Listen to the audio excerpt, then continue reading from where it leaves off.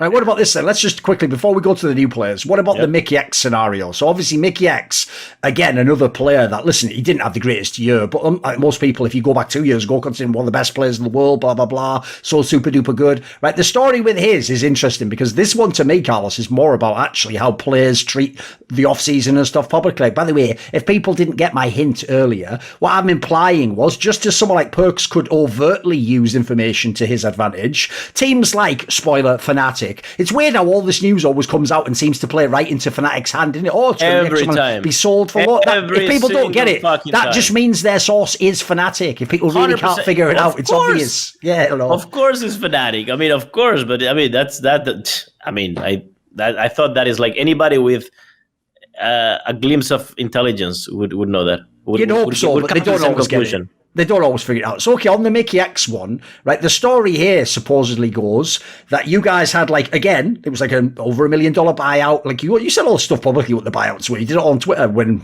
an idiot tried to come against you, right? When you said about how much the buyout was, the perception goes that basically at the end, I guess nobody wanted Mikyx because no one bought him out. So then you had this Twitter thing back and forward to him where it was basically implied that, well, no, there were teams, there were even LEC teams that wanted him, but he just himself didn't want to go. And then he did this weird thing, and this is why I say it's weird, Carl. It's like, because there was no follow-up. Like, he did this tweet where he sort of tried to call you out and sort of be like, that's not what I heard. But then when you said, essentially, like, check with your agent, there was this radio silence. Like, wait a minute, Mickey. Dude, if you've got him back to rights, literally, if this guy's a scumbag owner and he's lied to you and all that stuff, all you do is your agent comes out there and says it's not true. You can, like, why nothing? Radio sat. So give me your thoughts on this deal. Because as far as I could tell, before that moment, there wasn't like any beef with the Mikyx situation. But now it feels like it's got a sort of sourness to that. You know what I think happened? You know what I think happened? I spoke with the agent afterwards. You know what I think happened? I think he was saying that's not the information I know. No, that's not. No, he said something like this information didn't reach me or something, right? Okay.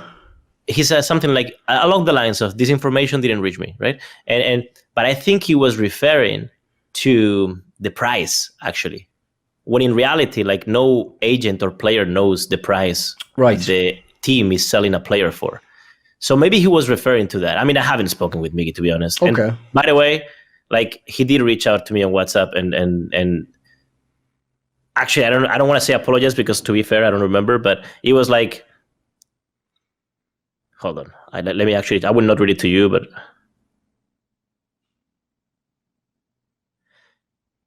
yeah, so essentially we had a tweet.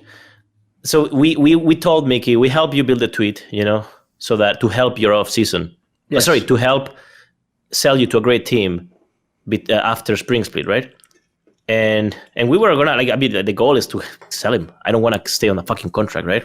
And so we said, we help you build the tweet, right? And there was a mutual understanding, and we even told him, like, before you tweet, run it through us, because we want to make sure that is the case.